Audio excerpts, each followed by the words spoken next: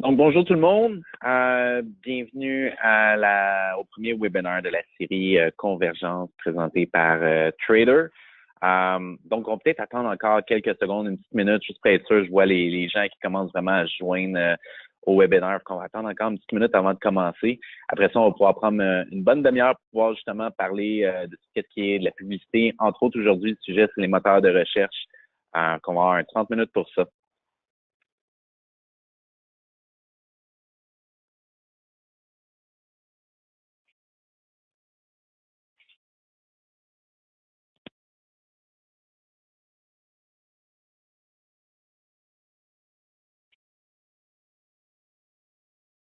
Donc, avant de commencer, très important, il y a deux manières que vous pouvez écouter le webinaire. Donc, bien sûr, en utilisant les haut-parleurs de votre ordinateur ou sinon au téléphone en appelant au numéro sans frais qui est le 1-647-497-9368 et rentrer le code d'accès aussitôt que la dame commence à parler. Donc, vous avez juste à faire le 448-791-626. Donc, si vous avez des questions, je pense que c'est vraiment intéressant. On va essayer de rendre ça quand même un petit peu interactif. Je veux avoir aussi vos commentaires. Dans le module de GoToWebinar, vous allez avoir dans le panel une section questions. Donc, bien sûr, vous pouvez inscrire vos questions. Je serai probablement pas en mesure de pouvoir répondre aux questions aussitôt que vous allez la poser. Mais par contre, à la fin, on va se garder un petit peu de temps justement pour voir les questions qui rentrent. Donc, n'hésitez pas. Il n'y a aucune question qui ne mérite pas d'être là si ça concerne bien sûr le sujet. Donc, bien sûr, à la fin, on se gardera un petit peu de temps pour regarder tout ça. Donc, je me présente. Je m'appelle Frédéric Binette. Je suis directeur de produits chez Traffic. Ça fait plus de 20 ans présentement que je travaille dans l'univers du marketing en ligne. J'ai touché différents domaines. J'ai touché la finance au niveau des transactions en ligne. Donc, ça a été vraiment mon premier dada au début des années 2000, lorsque c'était un petit peu moins populaire comparé d'aujourd'hui. J'ai changé de domaine. Je suis rentré dans les jeux vidéo. J'ai travaillé pour Microsoft Xbox. Ce que j'ai adoré du milieu des jeux vidéo, c'est que la compétition est très grande. Principalement trois joueurs qui étaient très forts à l'époque, donc Nintendo, Microsoft Xbox, puis Sony PlayStation. C'est un petit peu, j'ai tout en fait le parallèle entre les jeux vidéo puis le milieu de l'automobile, où est-ce qu'un fan de PlayStation, ça va être dur de convaincre à devenir un fan de Xbox et vice-versa. Et dans le parallèle que je fais avec ça dans le milieu de l'automobile, quelqu'un qui est vraiment un fan de pick-up au niveau des Dodge, des Ram, ça va être dur de l'amener vers un Ford ou vice-versa. Donc, c'est intéressant de pouvoir faire ce parallèle-là. Depuis les 12 dernières années, je travaille dans le milieu de l'automobile. J'ai commencé en 2006 à la société Trader. J'ai travaillé au niveau du brand national. J'ai travaillé au niveau de la solution Viauto. J'ai été aussi conseiller pour les ventes en ligne. Donc, mon travail, c'est beaucoup de travailler avec la solution Carrefour Automobile quand on l'a lancé au Québec à l'époque.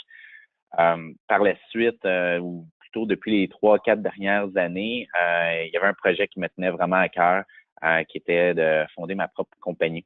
Donc, je suis cofondateur de Dealer Breacher. Je vois parmi les gens qui sont sur le webinaire qu'on a une couple de nos clients aussi qui sont là. Donc, un petit salut à vous autres en plus. Dealer Breacher, c'est vraiment bien. C'est une entreprise qu'on a spécialisée au niveau de la publicité numérique, mais surtout au niveau des moteurs de recherche. Il y avait vraiment un espace pour nous où est-ce qu'on pouvait évoluer, qu'on pouvait vraiment créer quelque chose de nouveau dans le marché. En dedans de 3 ans, on s'est positionné. Bien sûr, on a créé la compagnie au Québec. On a eu nos premiers clients aussi au Québec. En dedans de 3 ans, on a retrouvé des clients vraiment autant dans les maritimes qu'autant en Colombie-Britannique. Fait que ça a été vraiment un beau succès au niveau du Canada. On est devenu Google Premier Partner seulement après 8 mois, qui est une grosse certification pour nous autres à l'époque, qui était une petite entreprise, où est-ce que là, on venait vraiment d'avoir autant la preuve que des partenaires comme Google étaient intéressés à travailler avec nous, autant que nous autres, on avait fait nos preuves aussi aux gros joueurs de l'industrie comme ça. Et puis, tout dernièrement, Dealer Breacher a été acquis par la société Trader. Donc, je reviens un petit peu à la maison. Je reviens dans mes souliers avec les gens avec qui je travaillais à l'époque, que j'appréciais énormément, avec des nouveaux visages aussi. Donc, on est vraiment rendu, on s'est vraiment formé une belle équipe d'experts par rapport à ça. Mais fini de parler de moi. Maintenant, je veux vraiment qu'on parle au niveau du sujet d'aujourd'hui, qui est la publicité dans les moteurs de recherche. On va diviser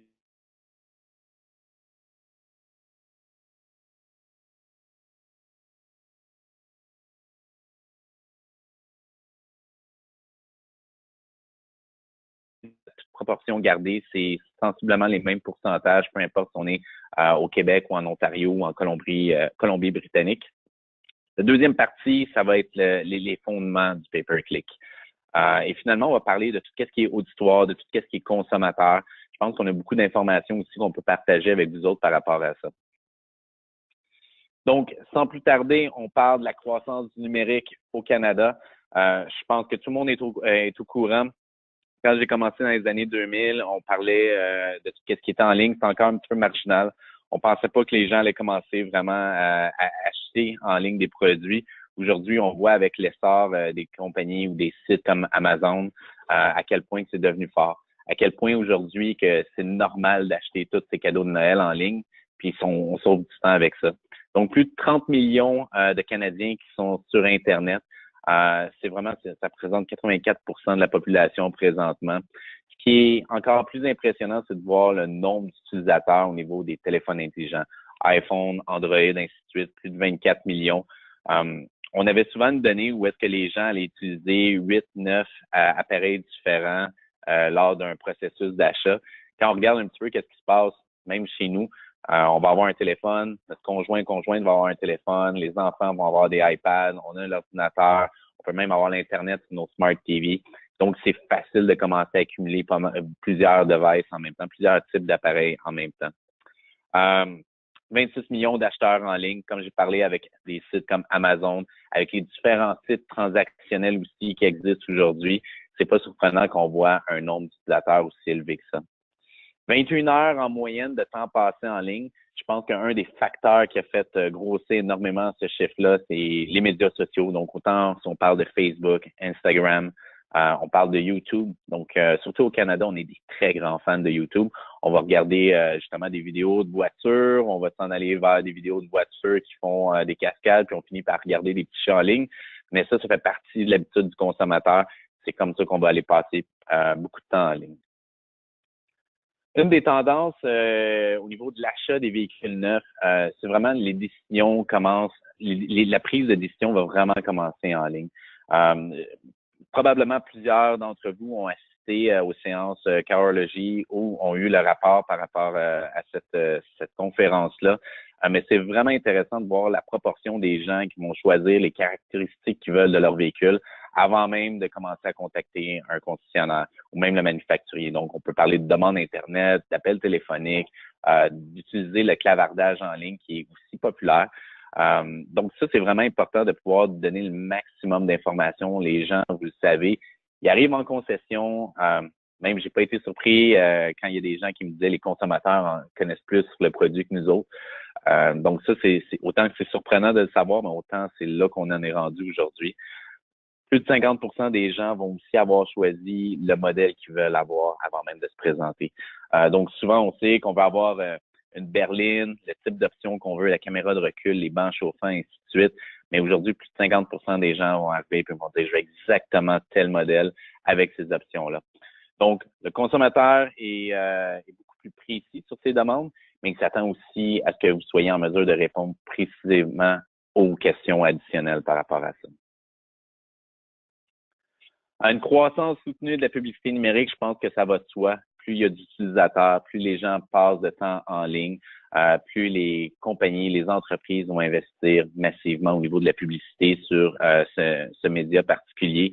Vous allez voir, les chiffres sont en milliards de dollars, mais en milliards de dollars américains, donc juste à faire la conversion. Mais pour moi, qu'est-ce qui est vraiment important de vous spécifier à ce niveau-là, c'est de vous montrer à quel point, même depuis 2015, qui est pas si loin que ça, à quel point que les investissements en publicité numérique ont augmenté un petit peu partout au Canada. Donc, comme je disais un petit peu plus tôt, peu importe si on est au Québec ou en Ontario, sensiblement le ratio va être pareil. Donc, entre 2015 et ce qu'on prévoit en 2019, on parle presque du double au niveau de l'investissement publicitaire. Donc, c'est intéressant de se poser la question, est-ce que vous avez, vous aussi, agi avec ce principe-là? Donc, est-ce que vos investissements publicitaires au niveau du numérique ont doublé en dedans de 3 ans, en dedans de 4 ans? Ça pourrait être un point qui pourrait être intéressant si vous voulez le marquer dans la section questions, à peu près combien vous avez augmenté en pourcentage dans les dernières années. Je pense que ça va nous donner aussi une bonne vue par rapport à ça. Donc, on parle d'environ 12% par année qui est augmenté, donc ce qui fait énormément de sens. Et puis qu'on va atteindre 7,5 milliards de dollars, et bien sûr, c'est en US, d'ici 2021, qui est vraiment tout proche. On est déjà en 2019, on va voir les modèles 2020 apparaître un petit peu. Donc, quand on parle de 2021, pour moi, c'est pas très, très loin. Nous avons fait le saut. Je pense que l'image représente bien où est-ce qu'on se positionne présentement. Pour les gens qui se poseraient la question, on voit bien le webinaire commandité par Trafic. Trafic est la solution au niveau de la publicité en ligne, autant en moteur de recherche, autant au niveau des bannières, autant des médias sociaux. Donc oui, on a fait le saut, on s'en va dans cette direction-là. L'acquisition, entre autres, de Dealer Breacher a permis d'avancer plus rapidement avec les connaissances, avec la technologie, et ainsi de suite. Donc, il y a une grosse demande dans le marché. Comment on peut faire pour être différent? Dans un ère où est-ce que les consommateurs savent ce qu'ils veulent, savent comment trouver l'information, comment on est en mesure d'être tout le temps présent puis de pouvoir les suivre, les accompagner dans ce processus-là. Donc, 20 ans plus tard, que tu fais déjà 20 ans que le pay-per-click, que la publicité sur les moteurs de recherche existe, mais l'équation est toujours aussi simple. Depuis le début jusqu'à aujourd'hui, c'est le même principe. Les gens vont aller sur des moteurs de recherche tels que Google, tels que Bing. Ils vont faire une recherche avec des mots-clés. Ils vont trouver l'annonce qui vont leur parler, ou du moins le résultat de recherche qui vont leur parler le plus.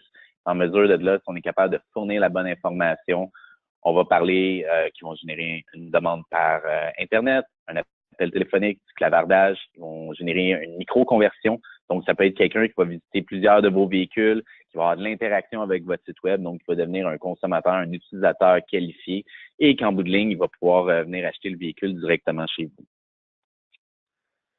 Si on parle maintenant au niveau du deuxième sujet, un sujet que j'adore énormément, je sais qu'on est quand même limité dans le temps parce que je ne vais pas m'étendre là-dessus pendant 2 heures, quoique pour moi, ce serait vraiment facile à ce niveau-là, mais les bases de qu'est-ce qu'est le pay-per-click. Donc, c'est quoi le pay-per-click? On va appeler ça aussi en passant le SEM, la publicité sur les moteurs de recherche, le Search Engine Marketing. Bref, on peut y donner plusieurs noms. Nous autres, aujourd'hui, on va l'appeler le pay-per-click ou le paiement par clic. Donc, c'est une méthode de marketing niveau en ligne qui permet vraiment de pouvoir afficher une annonce publicitaire sur une page de résultats de recherche d'un moteur de recherche. Donc, les deux principaux, comme on a parlé, on a Google, on a Bing. Surtout aux États-Unis, un petit peu moins, même beaucoup moins au Québec, mais on va parler de Yahoo. L'importance pour un concessionnaire de pouvoir se positionner là. Il y a quelques années, on parlait beaucoup du SEO, donc du référencement organique au niveau des moteurs de recherche. Aujourd'hui, qu'on cherche un véhicule, autant un véhicule neuf qu'un véhicule d'occasion, on va se rendre compte que les premiers liens qui vont sortir, surtout, ça va être des sites où est-ce qu'il va y avoir des reviews automobiles, donc des revues de véhicules, des places d'affaires comme AutoWebdo, comme Kijiji, des sites, des blogs automobiles comme le Guide AutoWeb, ainsi de suite. Donc, eux autres vont prendre beaucoup d'importance au niveau de l'organique. Pourquoi? Parce que c'est des sites qui sont immenses, qui ont énormément de contenu, donc qui sont rafraîchis par les moteurs de recherche très souvent. Donc, souvent, eux autres, ils vont se qualifier en premier. Maintenant, si on veut, en tant que concessionnaire, pouvoir se positionner au niveau des moteurs de recherche, le pay-per-click devient une solution qui est vraiment avantageuse. C'est instantané. Donc, aussitôt qu'on commence à avoir des résultats. De deux, ça nous permet de nous afficher vraiment en haut de page aussi. Donc, ce qui nous permet justement de prendre un avantage sur les gros joueurs. Et de trois, on est vraiment précis en fonction de qu'est-ce qu'on fait. Donc, si on a un utilisateur qui recherche un 2015 Jeep Grand Cherokee, on va être en mesure de donner une publicité directement liée sur ce véhicule-là. Donc, qui va rendre dans le fond l'annonce assez intéressante pour que le consommateur puisse cliquer dessus et tomber sur votre site à vous directement. Donc, l'objectif de ça, bien sûr, ça va être de faire de la conquête de nouveaux trafics. Donc, aller attirer des gens qui n'ont jamais visité votre site. De pouvoir aussi aller chercher des gens qui ont déjà visité votre site, mais qui sont tout le temps dans le marché, donc qui sont en train d'effectuer d'autres recherches, soit pour trouver des comparables, trouver de l'information additionnelle. Donc, c'est des gens qu'on veut quand même ramener sur votre site. Et finalement, utiliser des audiences autres qu'on va pouvoir parler un petit peu plus tard. Donc, si on regarde un petit peu comment que ça se positionne, ici, on a une page de résultats de recherche de Bing. J'ai fait une recherche pour une Audi A4 à Montréal. On va voir justement que la première annonce en haut, justement, le premier résultat de recherche, ça va être une annonce payante. Donc, c'est un manufacturier qui essaie de faire un petit peu de conquest, d'aller chercher les utilisateurs ou les gens qui sont intéressés par une Audi A4 et puis de les attirer vers une Infiniti Q50. Deuxième annonce ici, ça va être justement une annonce payante. La troisième aussi. Par la suite, on tombe avec les résultats organiques, donc les résultats qui sont gratuits, mais que souvent souvent les gens vont investir énormément d'argent pour essayer de se positionner au niveau du SEO, donc au niveau de l'organique. Mais c'est surtout que ça prend énormément de temps avant de pouvoir bien se positionner.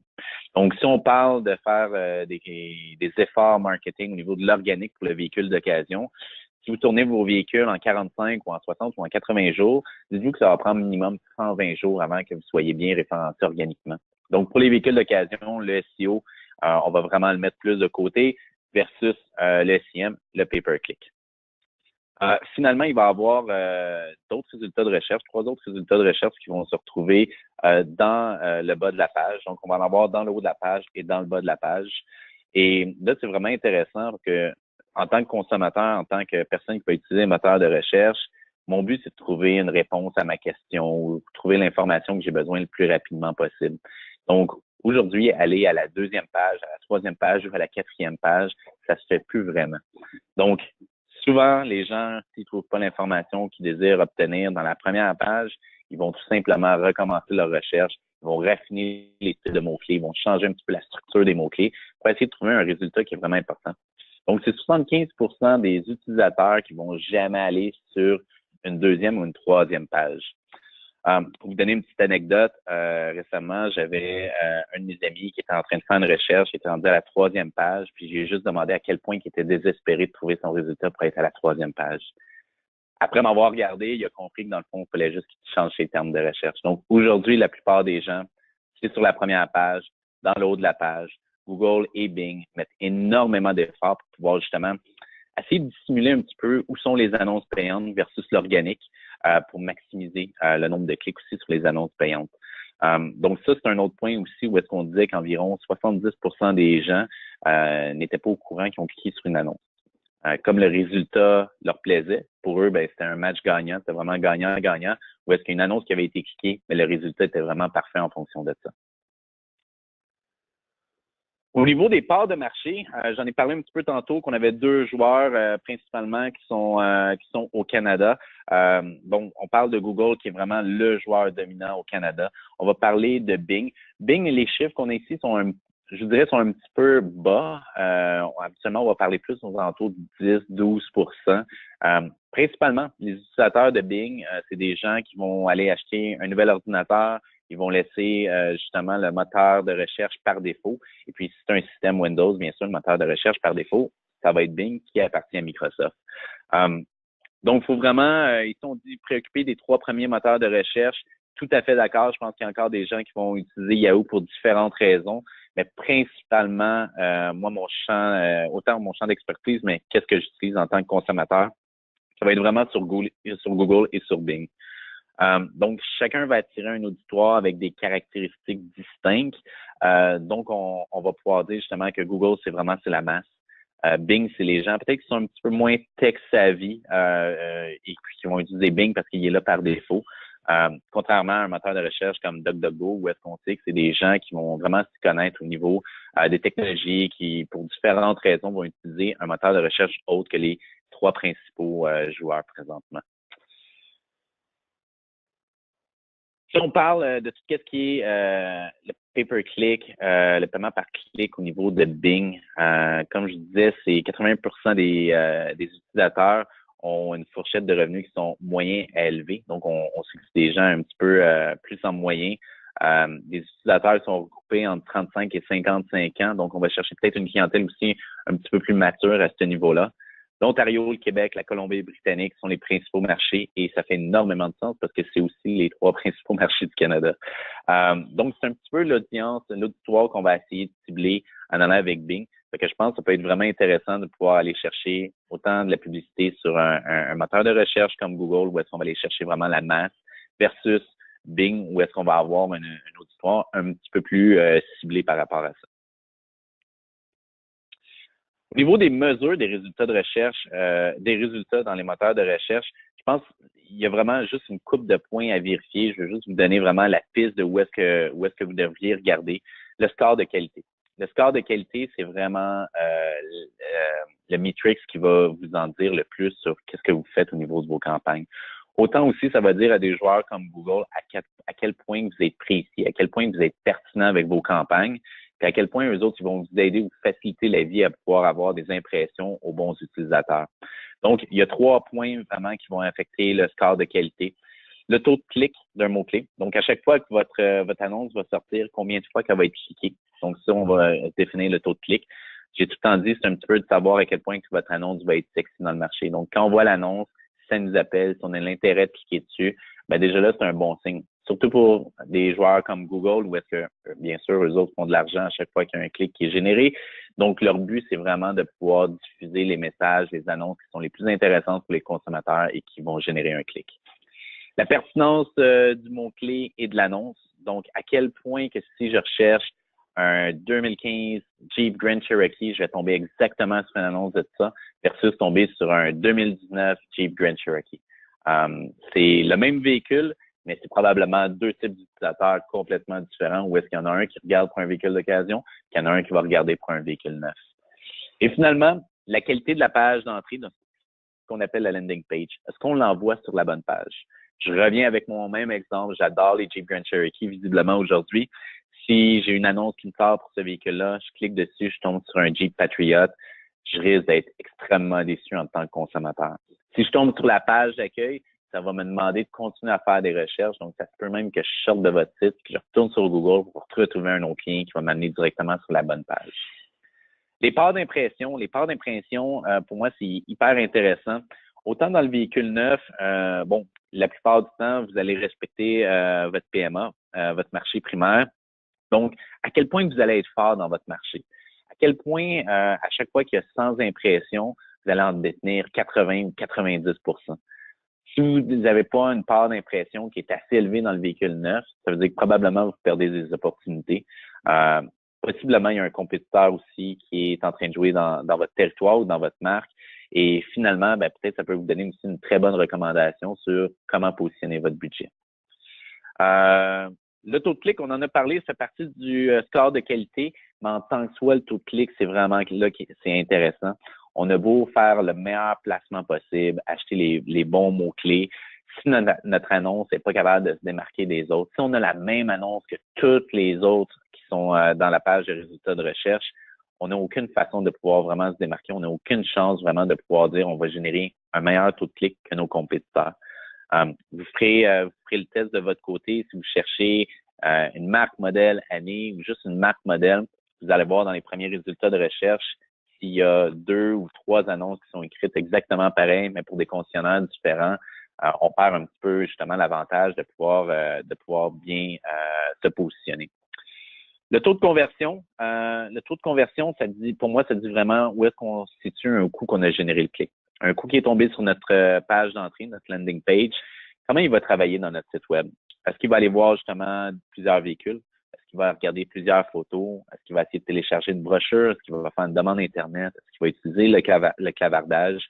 Donc, le but, c'est vraiment de savoir est-ce qu'il y a une activité. Est-ce que mon mon utilisateur était vraiment de qualité ou s'il a juste cliqué parce que j'ai peut-être donné la mauvaise information dans mon annonce qui la rendrait vraiment intéressante, un coup qui est tombé sur mon site, on perd un petit peu cette mesure-là. Dans les dernières années, j'ai énormément de demandes où est-ce que les gens ils me demandaient est-ce que c'est possible justement de pouvoir rentrer un prix par semaine ou un prix par mois? C'est super intéressant. Je pense que l'annonce, elle devient vraiment forte au niveau des résultats de recherche. Par contre, si on a généré le clic, puis on ne reparle plus de ce prix mensuel-là ou du prix hebdomadaire sur notre page de destination, on vient vraiment de perdre l'attention du consommateur. Donc, le but, tout le temps, c'est de mesurer ce qu'on va appeler les micro-conversions, donc toutes les activités qu'ils vont faire pour voir si justement on a eu un bon rendement. Une des metrics que j'aime énormément au niveau du taux de conversion, c'est le coût par VDP. Pour moi, c'est vraiment, c'est ma mesure universelle à moi, où est-ce que je suis en mesure de voir, peu importe le type de site web, si on a amené un consommateur qui était qualifié. C'est un visiteur de qualité. Donc, le but de ça, c'est de pouvoir voir combien de pages, combien de mes véhicules ont vu en détail. Et puis, on se le cachera pas, vos pages de véhicules en détail, c'est vos money pages. C'est là que ça se passe. Si vous avez les bonnes photos, bon inventaire, les bons prix, les bonnes descriptions, les bonnes options, c'est là vraiment qu'on vient de qualifier le consommateur. Plus de 50% des gens aujourd'hui qui vont pas envoyer une demande web, qui vont pas faire un appel avant de se présenter en concession. Donc, ça devient vraiment important justement de pouvoir commencer à mesurer les micro-conversions comme ça, de voir est-ce que j'ai de l'audience de qualité, qu'est-ce qu'ils ont fait, puis vous allez pouvoir le voir par la suite, ça va se refléter aussi sur vos ventes en concession. L'influence des rapports analytiques sur la publicité, c'est un de mes dadas. Je suis quelqu'un qui adore regarder tout ce qui est les données, regarder comment le consommateur va agir, où sont les points forts ou les points faibles, autant de mes campagnes publicitaires que de mon site web. Je vais être en mesure de suivre le consommateur. Aujourd'hui, avec Google Analytics, en passant, vous êtes en mesure de voir en temps réel un consommateur arriver sur votre site, puis de voir exactement les étapes qu'il fait. Fait que ça devient intéressant de voir est-ce que j'ai des consommateurs à un certain moment ou est-ce qu'ils décident juste de sortir de mon site. Donc, soit que le contenu était vraiment parfait pour eux puis ils sont partis en courant chez vous, ou soit qu'il y avait plus de possibilité d'avancer ou il y avait plus de possibilité de trouver l'information qu'ils cherchaient puis qu'ils ont abandonné votre site web. Donc, autant on a appris à travailler dans le milieu de l'automobile avec notre gut feeling, de savoir qu'est-ce qui marche pas.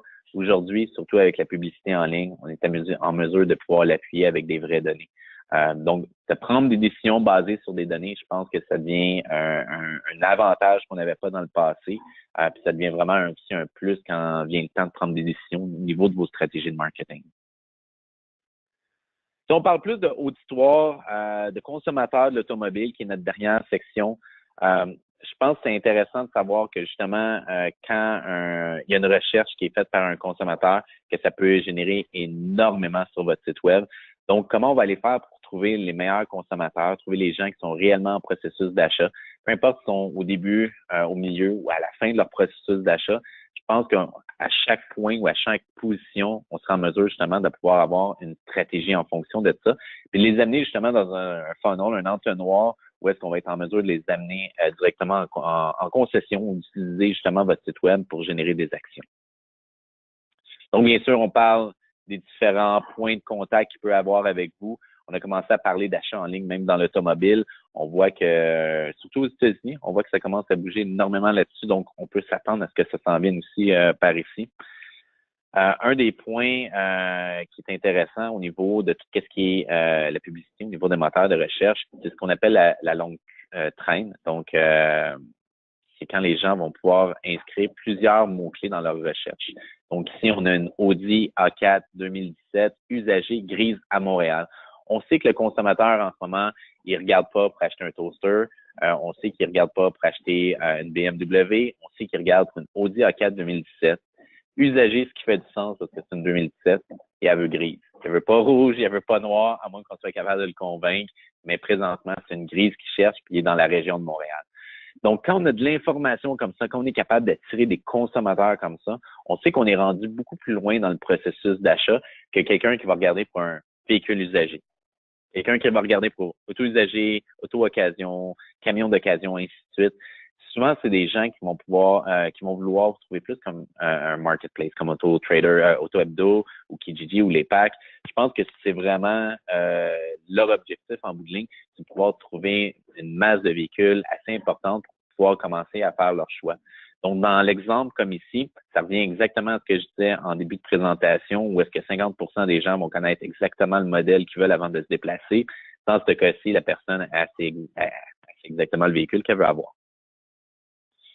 Un des points qui est intéressant avec le coût par clic, parce que je ne l'ai pas mentionné avant, c'est vraiment au niveau du mode de paiement. Donc, à chaque fois qu'il y a un clic de générer, c'est là que vous allez avoir un coût, qu'il y a un coût qui est associé par rapport à ça. Si on a des impressions, c'est bien, mais il n'y a aucun coût qui est relié à ça au niveau des campagnes de recherche. C'est vraiment lorsque le clic est généré qu'on va se mettre à payer. Un des points qui est intéressant, c'est surtout quand on parle d'auditoire. Donc, avec qui on va parler, d'où est-ce qu'il provient. Donc, on va parler de tout ce qui est des données de première main, qu'on appelle en anglais les first party. C'est celles qui sont collectées directement par vous ou vous possédez. Meilleur exemple de ça, ça va être au niveau du remarketing que vous allez faire à partir de votre site web. Donc, les gens sont venus visiter votre site web, ont eu de l'interaction avec vos véhicules neufs ou vos véhicules d'occasion. On va être en mesure de pouvoir leur propulser un message spécifiquement à ces gens-là. Les données d'auditoire de deuxième main, ce qu'on appelle les second party, c'est vraiment les gens qui ont été visités ou des données qui ont été collectées par des partenaires de confiance, mais avec des partenaires d'affaires avec qui vous travaillez. Dans ce cas-ci, on pourrait parler de tout ce qui est la place d'affaires de autohebdo.net. Donc, les gens qui vont visiter vos véhicules sur autohebdo.net, on est en mesure aujourd'hui de pouvoir les utiliser puis pouvoir vous aider, dans le fond, à encore plus rentabiliser les investissements que vous faites puis pouvoir utiliser cet auditoire-là pour les amener sur votre site web par après. Donc, l'objectif est relativement simple. C'est que vous avez des véhicules sur autohebdo.net. Vous prenez déjà des placements prioritaires pour essayer d'améliorer comment vos véhicules vont être placés. Plus ils vont être vus, plus on va rajouter des gens dans ce qu'on va appeler votre pool d'audience, donc dans votre piscine d'audience, puis on va être en mesure de les recibler après avec un message particulier. Et puis finalement, des données, ce qu'on va appeler de troisième main, de third party, c'est des gens qui sont fournis par des fournisseurs de données externes. Donc, si, exemple, vous achetez des banques d'adresses courriel ou des trucs de même, c'est vraiment là-dessus qu'on va, on va travailler avec ça. Donc, ici, c'est exactement les exemples que je vous montrais. Votre site web versus autohebdo.net versus des sites où est-ce que ça va être des sites de review ou des banques d'adresses de courriel, et ainsi de suite. Ça fait la bonne distinction entre qui est première main, deuxième main et troisième main. Il y a énormément de ressources qui sont disponibles en ligne. Je vous suggère fortement d'aller voir qu'est-ce qui se passe avec Think with Google. C'est beaucoup en anglais, mais quand même des textes en français qui sont là, qui sont intéressants. Ce que j'aime beaucoup, c'est la section Think Auto. Donc, c'est vraiment Google qui publie autant des normes, autant des recherches ou des analyses par rapport au marché de l'automobile. Donc ça devient vraiment intéressant de pouvoir suivre un petit peu qu'est-ce qui se passe par rapport à ça, de voir qu'est-ce qu'il y a de nouveau dans le marché, qu'est-ce qui s'en vient. Souvent, ils vont parler aussi des partenaires, autant avec des joueurs comme avec nous autres, quand on travaille avec eux autres, qu'on fait de l'expérimentation sur différents points. Donc ça, c'est vraiment une ressource que je vous suggère fortement d'aller voir. L'avenir est dans la recherche vocale. Je ne sais pas combien d'entre vous avez un Google Home à la maison ou un système comme Alexa. On en parle beaucoup. Je pense que ça s'en vient vraiment dans les prix de l'automobile aussi. Je pense que la première vague qu'on va voir, c'est des gens qui vont chercher plus des services automobiles. Donc, ils vont vouloir prendre un rendez-vous au concessionnaire, changement de pneus, changement d'huile, ainsi de suite, qui vont chercher de l'information rapidement, qui vont vouloir contacter votre entreprise. Donc, je pense que ça, dans un bref avenir, on va en parler énormément. Je pense que c'est vraiment là-dessus qu'on s'en va. Finalement, je pense que ça devient vraiment intéressant. Je suis sur le bord de conclure. On tombe vers la fin. Il est déjà 2h03. Restez informés. Posez des questions. Vous investissez énormément d'argent dans votre marketing. Je pense que c'est encore plus important de poser les bonnes questions, de savoir qu'est-ce qui est fait comme travail, c'est quoi les différences entre les différents partenaires, comment vous devriez vous positionner.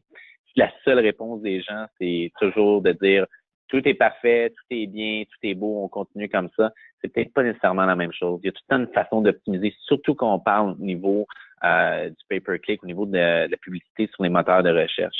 Les clients avec qui je travaille depuis 4 ans, on a eu des améliorations constantes, de l'optimisation constante, qui étaient exactement informés, autant des bons coups que des moins bons coups.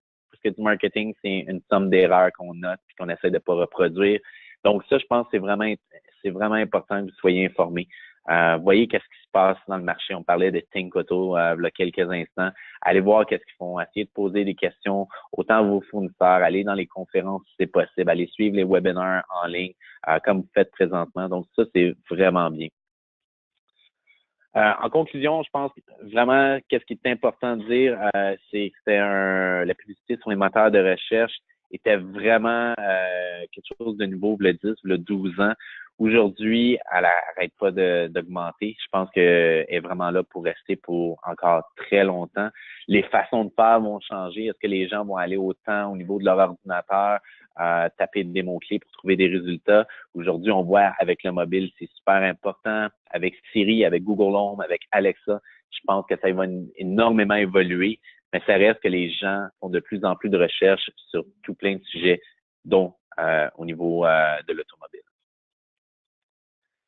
Donc, je vous remercie d'avoir participé. Je vais regarder les questions. Si vous me permettez bien, je vais juste sortir ici.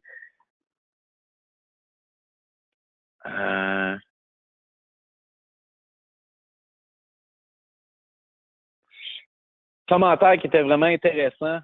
Quelqu'un qui nous dit qu'ils ont commencé vraiment à repositionner leur budget beaucoup plus sur le web. Avant, ils mettaient majoritairement les dollars en radio. On voit qu'on commence à changer. Je pense que aussi c'est important de dire que qu'est-ce qui est radio standard, le modèle d'affaires commence énormément à évoluer aussi. Beaucoup d'utilisateurs de systèmes comme Spotify ou comme Apple Music présentement. Donc, j'ose croire qu'il va y avoir aussi un changement des façons de faire, autant des consommateurs que des publicitaires à ce niveau-là. Donc, ça, c'est effectivement vrai. Une autre question que j'ai ici, c'est comment je peux évaluer si mon agence SEM est bonne? C'est une bonne question. Je pense qu'il y a beaucoup d'informations en ligne que vous pouvez aller chercher. On en a parlé un petit peu aussi au niveau de qu'est-ce qui était comme metrics importantes. Donc, est-ce qu'ils font des changements dans votre compte? Ça, tant qu'à moi, c'est une des priorités. Donc, si ça fait 90 jours qu'ils n'ont pas fait de changement dans votre compte, je pense que vous avez peut-être des questions à poser. Êtes-vous vraiment au courant de votre performance? Donc, est-ce que vous avez des rencontres de performance? Est-ce que vous avez des rapports? Souvent, ça, c'est un des points les plus importants. Je vous dirais aussi, regardez c'est quoi la technologie qu'ils vont utiliser.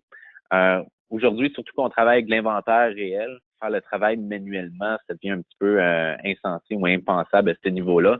Il y a plusieurs outils aujourd'hui, autant pour vous aider si vous le faites à l'interne, que sinon vos agences devraient utiliser. Puis je vous dirais finalement, regardez le nombre de personnes qui sont dédiées au pay-per-click dans votre agence.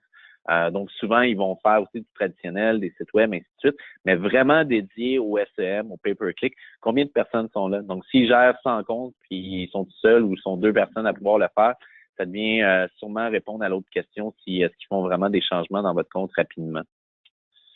On va prendre une dernière question qui est déjà 2h07. Je ne veux pas étirer trop long. Comment ça va impacter mon SEO? Donc, j'imagine que vous voulez dire, si vous faites du pay-per-click, comment ça va impacter votre SEO? Je vous dirais, en grande majorité du temps, quand votre pay-per-click va être fait au niveau des véhicules, donc de votre inventaire, année, marque, modèle ou marque, modèle avec un terme comme neuf ou occasion, c'est souvent des termes qui vont être extrêmement durs de se positionner au niveau du SEO. Donc, il n'y aura pas nécessairement un impact direct sur votre SEO. Où est-ce qu'on pourrait en avoir un? C'est si on met trop de budget, exemple, dans des campagnes, ce qu'on va appeler de brand, de marque. Donc, acheter le nom de votre marque, la marque avec la ville, donc exemple Toyota à Sherbrooke, des trucs de même. Là, ça devient vraiment où est-ce qu'on commence à jouer avec ce qui est organique. Souvent, c'est des clics que vous allez avoir avec l'organique. Peut-être juste un point à prendre en considération avec ça, bien sûr, s'il y a des joueurs qui sont en train de vous attaquer dans votre marché, soit de la même marque, soit des marques concurrentes, là, ça peut devenir une bonne raison pour pouvoir utiliser les campagnes de marque. Donc, en finissant, je veux vraiment vous remercier. Je vois qu'il y a énormément de monde qui se sont joints tout au long de la conférence. Un gros merci par rapport à ça. La prochaine conférence va être mardi prochain. Ça va être encore moi qui va être sur l'appel. Donc, si vous avez aimé le style du webinaire, je vous donne rendez-vous mardi prochain, le 19 février, à 13h30 jusqu'à 14h ou 14h05 parce que je suis tout le temps en train de dépasser un peu. Puis finalement, on va avoir notre troisième webinaire qui va se retrouver mardi le 26 février, qui va être vraiment au niveau de tout ce qui est bannière web. Donc, la semaine prochaine, médias sociaux, le 26 février, tout ce qui est bannière web. Donc, si entre-temps, vous avez des questions, profitez-en pendant la prochaine minute. Vous pouvez les marquer dans la section questions. Si vous avez un commentaire, si vous avez aimé ça, vous pouvez le mentionner aussi. Si vous n'avez pas aimé ça, bien sûr, vous pouvez le faire aussi. Et puis, bien sûr, marquez-moi pourquoi vous avez peut-être moins aimé ça, puis on va essayer de corriger pour la prochaine fois. Donc, je vous remercie. Je vous souhaite une bonne journée, puis on se reparle la semaine prochaine.